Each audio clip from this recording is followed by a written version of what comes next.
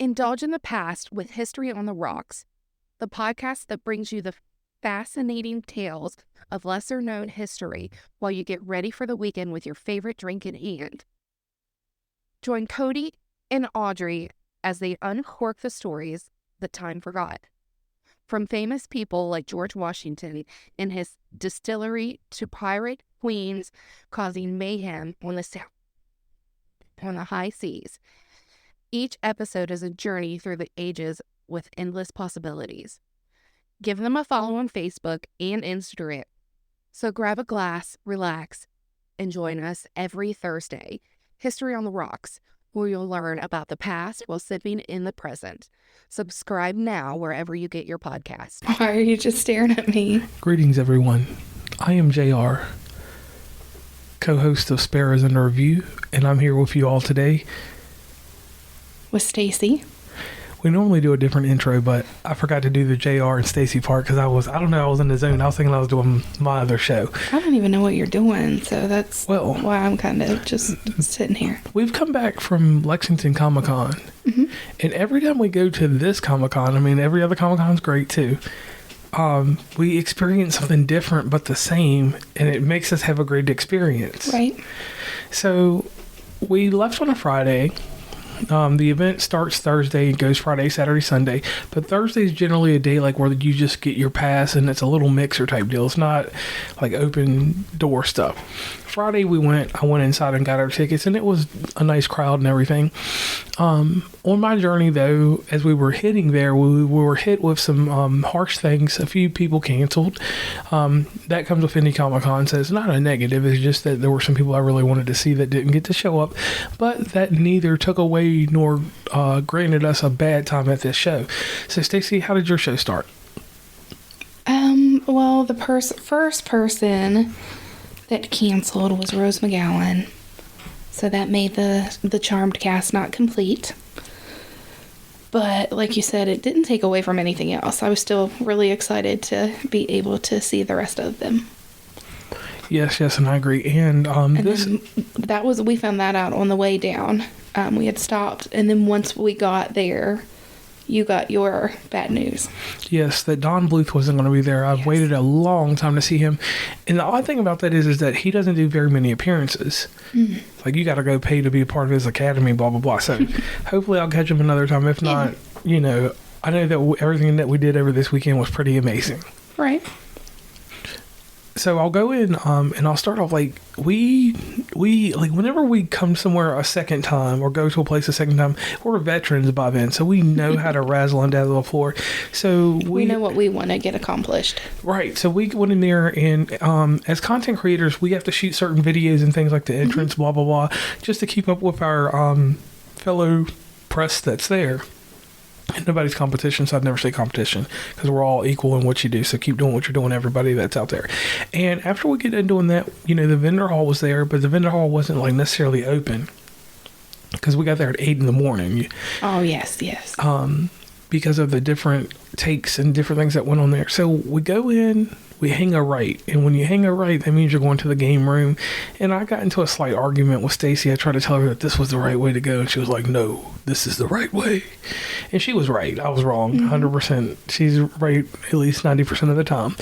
And we get to the game room and we go through our normal little thing of, like, I think, weren't we just trying to find a game to play at first? Yeah, because we knew what we were doing. What did we do first that day? Okay. We did we were doing the Priscilla panel. Yes. And I think it didn't start until 10 o'clock maybe, yeah, something 10 like or that. 11. Yeah, but we knew we wanted to 11 because we knew we wanted to be in line by 10. So that was good. And I wanted to get good parking because, you're off your foot. So I didn't want you to have to, be on your little wagon too long. Right. So we go around and we start playing some games, and that's all fun and dandy. We go over into the other sections that they set up as an arcade. They have these nice machines. Forgive me if I don't remember the name of them. I want to call them Pandora boxes, maybe. That's what I seen on. Yeah. Yeah, they were Pandora. There was one of them that was Pandora. Yeah, one's a Pandora box. So basically, they were arcade setups where you could play numerous games if you legally obtain the ROMs. Yes. And Then there was a projector that was set up similar, and then there was little what we call static arcade machines or tabletop arcade machines for Miss Pac-Man, and I want to say the other one was there Pac-Man. too. Yeah, Pac-Man. So they both had set up so you had enough stuff to play. There was an indie company there that had a game that was from out of Kentucky. Local. Yeah, they had two games. Yeah, you'll have to put their information down at the bottom in the show notes because I forget the name of it off the top of my head. I got it over there on our table, so we'll definitely go check that out. And then after that, we went to go see Priscilla Presley, and she amazed, in my opinion. Yep. And to keep such a youthful look. Right. Yeah, she looked really young to be whatever presumed age we assume. And I always assume on that because you never know how old people are. I'll tell a story in another show about people's age and stuff. So after we finished that, this is what's crazy. Instead of heading right to the vendor room, we went right back to the gaming room. Yep. And this is where it started.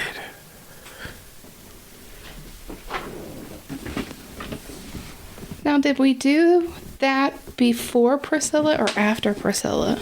It was after Priscilla because remember it took like 3 hours and we missed John Berryman's show in Saturday after. Catherine Tate, we missed her. Right. I was a little upset, but I also wanted to win the game. And you literally won the game. This amazing game by Darrington Press called Queen by Midnight. It's a 3 to 6 player game, 45 to 90 minutes, ages 12 plus. Now, we were learning how to play it. So when you're first learning how to play it, it does take a lot longer than that. Yeah, that joint. I'm excited to play it again. Like, I want to grab Erica and be like, you have to play it with us. Yes, an exciting game, so definitely check them out, and they will be in our show notes, and I'll definitely put something in there about them. But here was the thing about it. When we started playing, this guy that we met there, and I'm sorry I chopped people's name up, so I'm not going to even say his name, but he's a representative of Darrington Press. And Lexington Lexington Game Association also. So he started teaching us how to play this game, and he was very subtle and very nice.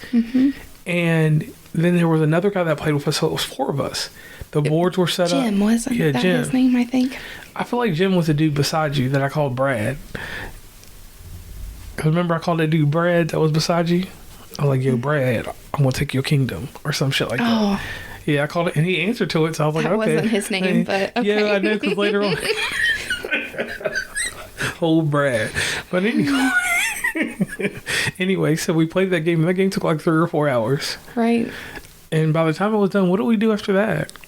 See, because that's why I think we did it before we'd seen Priscilla, because I wanted to see Catherine Tate, but then we started that game, and I'm like, crap. I said, I'm going to miss her, Catherine Tate, and I was so sad. And they're like, well, you don't have to. You can go ahead. I said, but I want to finish the game. Like, I want to learn how to play it all the way. I said, I've made my choice. So we continued to do it. I said, but I will not miss Priscilla. Right. Because that is... that's what it was. Yeah, because we wanted to be able to see her and get her autograph for your mom. Right. For Mother's Day. Right. So yeah, that was like either way, that game took a lot of my life away. Right. And it was fun though. Like, it was entertaining, so we got to play that. And then after that, we went on with our day. Yeah. And we went to the vendors. Yes. And the one great thing I want to say about every vendor that was there, and big shout out to Mike's Minifix for having I love his Mike's Minifix. Yeah. And shout out to all the vendors, because everyone was in precise locations that made sense for them. Like, it was this group that had multiple mystery boxes. They were all together in one area. Your actual comic book writers were in their own little holler. They had a holler that they were in. One way in, one way out. See, I think some of them were kind of scattered in different places too, but whoever put the vendors in their places made them make sense, because you didn't have one person that was doing, we'll use Mike's Minifix as an example. You didn't have him here with his, which are amazing. He puts them in a collector's case, and he even creates his own personal card. Yeah, nice insert. To put in that. So that's what sets him apart from everybody else. Yeah. And then they separated him from the other guy that does minifigs, but he just does the characters. Right. He doesn't do the extra stuff with it, which I'm not taking away from that because, people want to play with them too, which makes it a really good thing to where you can build your own little town. Yeah, with a minute. Yeah.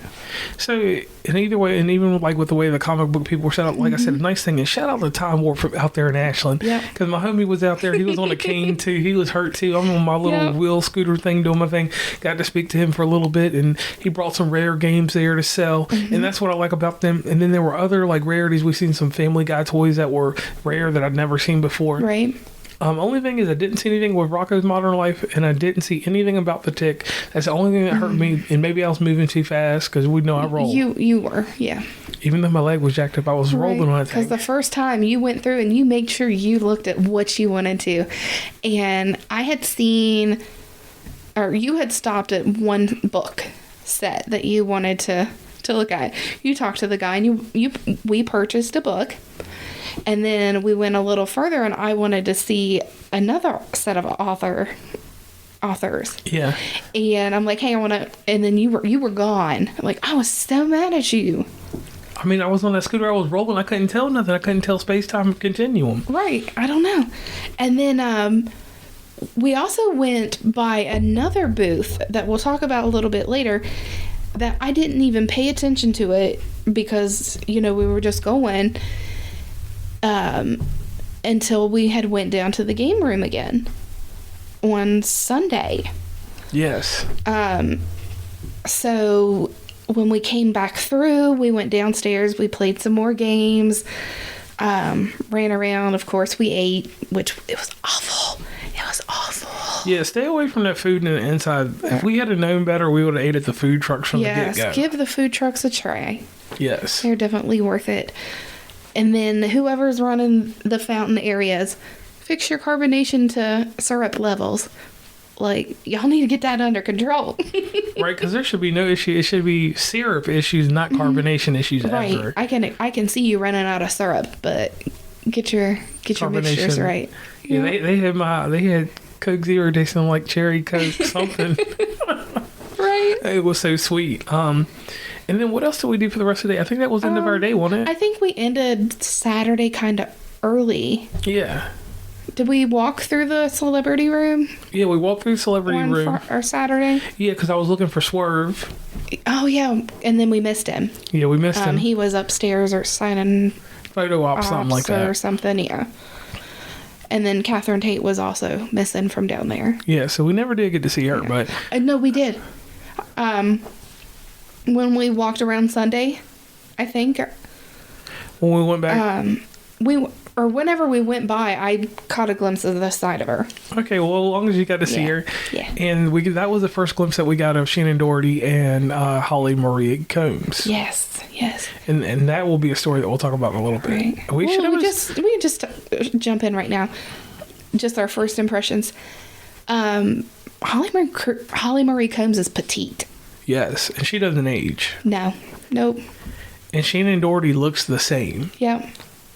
And barring health issues, you can tell both of them have really small frames. They look like they were at least medium build women when they were on the show, or healthy women. Not right. Not Alyssa Milano size or nothing, but right.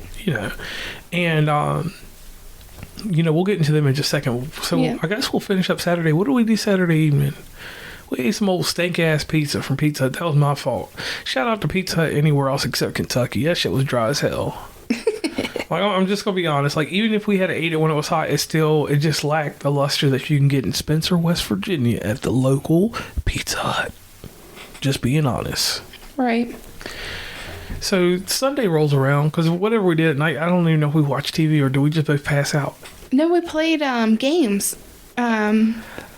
We played Sequence. And you beat me two in a row. Two in a row, so you gave up. Yeah, I got hostile. Yep. Then we went to sleep. And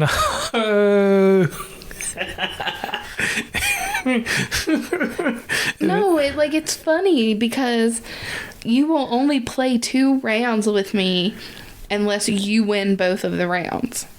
I'll play 3? Yeah, just because you're winning. Oh, no, but if we go 1-1, I'll play 3. Right. But if you win 2 in a row, it's no reason. I don't have the muster for it because I don't have the skill then. Right. Because you dominated me in those games. And you know, like, with anything, if you dominate somebody like that, I can take my losses humbly and walk away and come back and play another time. That's what makes a rivalry good. Right. So that leads us into Sunday. We have a couple more games that we won and purchased while we were there that are going to be quick and easy 2-player games. He's over there digging them out. We got one called Claim It, the claim jumping game. It's like a California 1900 gold rush game. But I'm talking more so of, yes, that one. It is called Thrive. And then Cat Magic. Old Cat Magic. I'm so excited about Cat Magic. So Sunday we did the Charmed panel, which it was amazing. The way that they just bounce off of each other. We had Holly Marie Combs, Shannon Dougherty, Brian Krause, and Mr. Fuller. Hello, lovely listeners. Are you feeling the excitement of spring in the air? Along with the blossoming flowers and warmer weather comes the inevitable task of spring cleaning, and for some, the adventure of moving. But fear not, because we've got a game-changing solution to make your life easier. Smart Labels. Picture this, colorful QR code labels that you stick on your boxes and totes, paired with a user-friendly app. With Smart Labels, you can effortlessly catalog your belongings as you pack. Just scan, name, and describe each item, and you're done. No more guessing what's in which box. But here's the real magic. When it's time to find something, simply whip out your phone, open the app, and search for the item.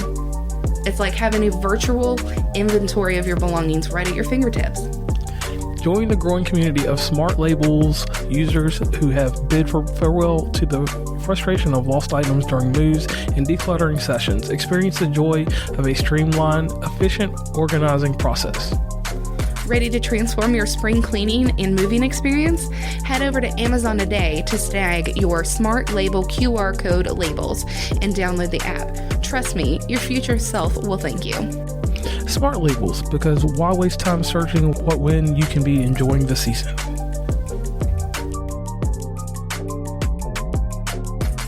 Yeah, they're baby. Now, my first take on this was that everybody knows that I'm a Shannon Doherty fan, and I'm a Holly Marie Combs from Picket Fences. Like, I'm old, so I know them longer than you, right? But you know them better than me. So, you know, when I see Shannon Doherty, I see Brenda. That's Brenda from 90210. I'm like, and I hear that music playing, I'm thinking Aaron Spelling has put magical dust over everything while we're in there. God rest his soul. And it was like, just hearing them talk, I'm not going to go into context because I want you to do that because you're the super fan. And it was like they all had perfect harmony. It was what you pay to go to a Comic-Con and see. Right. And the way that they spoke and the way that they joked and the way that they were calm and collective about everything and how they interacted with the audience. Right. Enough for me. Right. It was amazing. We were allowed to record. We weren't allowed to take still photos, no flash or anything like that, but we could record. And I did record most of it. Yes. But that content is going to be our personal content. Yes. For the moment, for a while. I'm not ready to come off of any of that yet. Correct. And it was just like, it was so smooth. Yeah. Like, this is my thing, because, you know, I'm a person that catalogs people. Holly Marie Combs was the antagonist, instigator, and comic relief. Yes. Brian Krause was hilarious. Now, what was their son's name? Mr. Fuller? Yeah. Mr. Fuller was the funniest person because... And you also may know him from Army Wives. Yes. And then Shannon Doherty, by far, was the most humble She was. Out of all these horror stories that you hear about her from every show she's been on, because every show she's been on, she's kind of left it at some point. So people, she kind of reminded me sometimes in certain things that I do. Drew Fuller. She kind of reminded me in life of some of the things that I do, because sometimes I leave a good taste in people's mouth, sometimes I leave a bad pause. Right. And a lot of times they get a bad taste and they talk crap, but later on when you meet me as a person or outside the job, out of work, basically, I'm a good person. At work, I'm a tyrant. Right. So I kind of understand where she's coming from, because I'm difficult to work with, and she could be difficult, but... and I'm glad they didn't make it political. Like, they did, you know what I mean by... Here's the blame, here's the blame, here's the blame. This is what happened, this is what didn't happen. I'm glad they didn't go into that there. Right.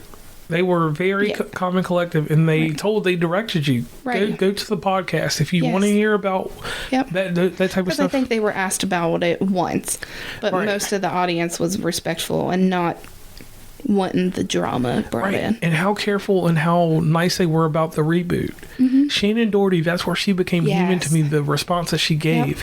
And given the response she gave, that would be something that if we ever release content, that's something I would put out there. Right.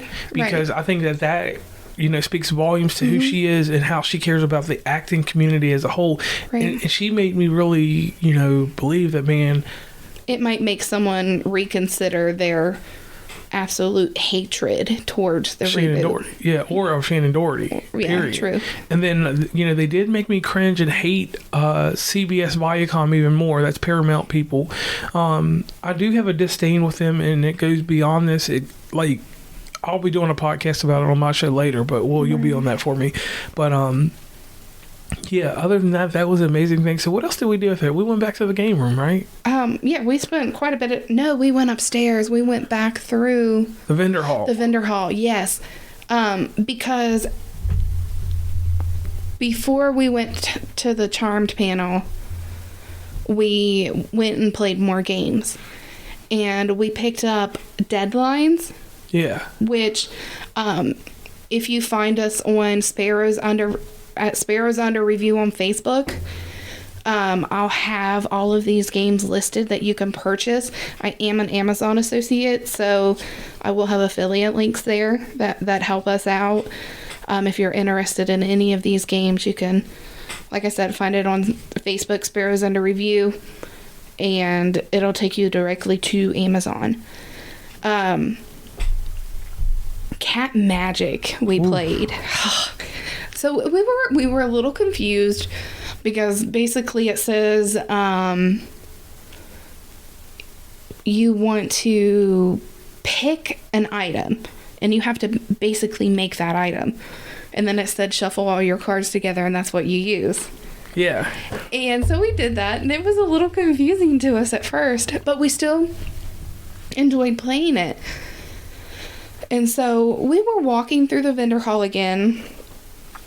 We had to go back to Mike's minifigs because I had to call my nephew. He didn't get what he wanted. And he wanted Tua from the Miami Dolphins. Of all quarterbacks he could have got. Because at first he's like, well, do they have Patrick Mahomes? Do they have Tyreek Hill? I'm like, yeah, buddy, they have Patrick Mahomes. I said, why wouldn't they? Do they got Tyreek Hill? Right. And he wanted Tyreek Hill, and then he wanted another one. Who was it? He wanted basketball. He wanted Steph Curry. Oh, yeah, he did. He wanted Steph Curry, yeah. And I'm just like, okay. And they didn't have him. So I started naming off all these different football players, and he's like, Tua. I said, Tua? He goes, yeah. I said, do you even know who he is? He goes, yeah, he plays for the Miami Dolphins. I'm like, okay, bud, okay. And when you go look up Tua, it does his whole last name. Yeah. Which is a lot of syllables. It is. I'm not even going to butcher it. And then I picked out 2 more for part of my Harry Potter collection. I picked Voldemort and one of the Dementors. And then you wanted to go somewhere and we couldn't find your spot. Anything else you wanted? Yeah, I was looking for Tick, Rocco's Modern Life, and Family Guy toys. But when I went to go look at the Family Guy toy, this is my thing. Everybody knows I really go get toys and different things like that. Mm-hmm. And I don't want to buy figurines. I want something that moves, because if I open something, which it's got to be something that's not rare. Right. I don't play with it, but I put it in poses. Right. And I shoot videos and do other things with it for my, for, you know, TikTok and other stuff like that. Right. So as we were walking down the aisles, we kept finding like smelly things. And then Saturday I noticed this, and it is called Merlin's Munchies Coffee Company. And I'm just like, they got that wheat coffee here. It's like they got coffee that has wheat in it, is what I thought this was. And at first, I just thought it was. I knew it was some gourmet ass coffee because I'd seen they had advertised it on Facebook a lot. Yeah, you kept saying you seen the ads when we stopped and talked to her. Right, and I'm a person that, like, when I'm on Facebook, I'll pay attention to stuff. And we had walked by it, and you could smell some of the coffee. Okay. And I have a strong, not tongue. I do have a strong tongue, but I have a strong nose, and it smelled really good. And I'm no part of any type of coffee drinker at all. Right, because you're the one that actually pointed me towards it and encouraged me to smell it, and I'm just like, well, I can't. I said I'm not allowed to drink that. And you look at me and you kind of like roll your eyes and you walk over there and you start talking to her, and she had said something. I said I thought it was had something in it. She laughed, and so she goes, no, here, smell it. And I explained to her, I said I like Folgers. I said I don't like anything strong, dark. I said, I don't like Starbucks coffee, like their plain coffee. I said, but I can tolerate McDonald's. She goes, this one. So she picks up the Universe blend, and she goes, just shake it up and then give it a little squeeze, because they have those little scent thingies in the back. And I'm telling you, I fell in love with that coffee. And it is very high in caffeine. Just warning anybody. It smelled powerful. Yes. And you can also find the name of her page. I think she has a group and stuff. But the name of it was Merlin's Munchies Coffee Co. Yeah, based out of Florida. Yes. She gets some miles in. She does. I wonder how she travels with it. I believe she's not getting in a plane with that. Right. Well, even if she was, who cares? She probably just ships it there. Right. But I really enjoyed that. And then we go around the corner and we see Cat Magic. Right, like we literally hit the right turn. Right. Because I'm in a hurry looking for my stuff. Now, I want to add something in here. Yes. Originally, there was another book series that you wanted to go see, and it was Gangster. You were still upset with me or whatever. I was, yeah. And you was like, nah, I'm going to pass on that. Right, because I was still upset with you. So we hit the corner, hard hairpin right, and next thing you know, there's Cat Magic. Right, and I was like, ooh, look, it's Cat Magic. And I didn't think anything of it. I thought it was the game. So I just started talking to the lady, and she was telling me about Cat Magic. And I was like, I have a question. And I explained to her our dilemma with the instructions. She goes, I'm going to have to tell him about this, because that does make me wonder. Right. And she goes, said something about it being based off those books. And then the next thing you know, I look over and it is a ton of books.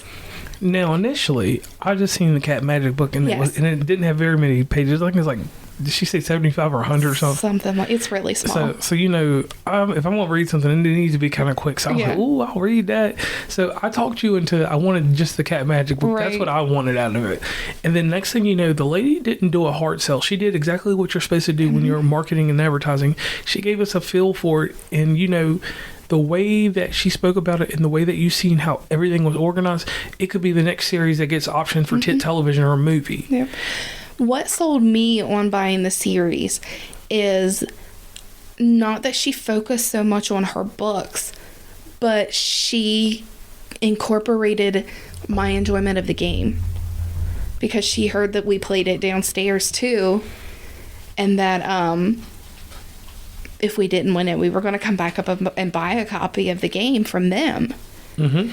And the way that she just talked about her husband with his games, because her husband designed this game based off of her book. And that's what essentially sold me. Right. So now we have a whole series to go through, and it'll be something that we do later on this program. And other than that, everything else was amazing. I'm sorry, DJ Marvel, that I missed you. Like, we really got a lot of good footage, and we got our good takes out of this. And you know, one thing I do want to say is thank you to Inner Geek for inviting us and having us at their event. And I hope that we keep being pressed for it, because they let us do good spotlight information, and we hit TikTok pretty heavy and other forums and Instagram with different videos. We got one more unreleased video to do, and I'll get that from Stacey later. But overall, my take on it is that Lexington Comic Con is one of those things that it's an early March thing. It's the beginning of the Comic Con season. It's one of those things that I think if you're near the area, you know, it'd be something nice to do, because I don't put this into consideration. People like from Indiana come because it's only 3 hours away. I think Indiana's further away, and I'm not really thinking that they're closer than us. And people as far as Missouri, we've seen someone from all the way from Minnesota. And my thing is, even if you're not going for the celebrities, because you can come and enjoy the event for like the vendors and getting to know people and even learning new games. Like, we ended up with 8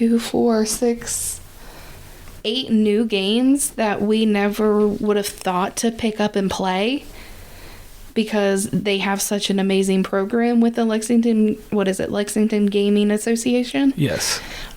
What they have with these independent game people is amazing, that they're able to do that every year. Yeah, and they clear, and like the guy was telling us that you can see him on our TikTok.